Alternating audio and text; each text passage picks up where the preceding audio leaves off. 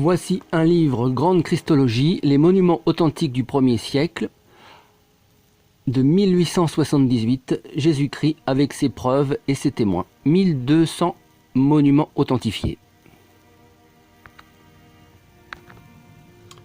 Donc vous avez à l'intérieur monuments canoniques et sacrés concernant les faits de Jésus-Christ et des apôtres, les monuments liturgiques des temps apostoliques, monuments scripturaires authentiques, quoique non canoniques, du 1er siècle, composés par les premiers écrivains ecclésiastiques et contenant les faits de Jésus et des apôtres. Ce qui est très intéressant dans ce livre, c'est qu'il y a le témoignage évidemment des amis de Jésus, mais aussi de ses ennemis.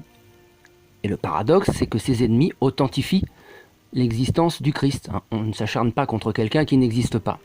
Ce livre est donc un très bon témoignage du fait que Jésus ait bien existé. Puisqu'il y a une espèce de courant bizarre en ce moment qui dit que le Christ n'a jamais existé. C'est contre toute raison et toute logique.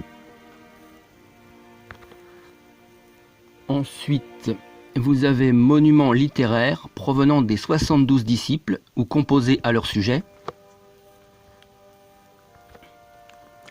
ainsi que autres monuments ecclésiastiques primitifs, composés par des écrivains catholiques du 1er siècle ou voisins du 1er siècle, touchant les faits de Jésus-Christ et des apôtres. Monuments littéraires des hérétiques du 1er siècle. Encore une fois, merci à tous les ennemis du Christ d'authentifier son historicité.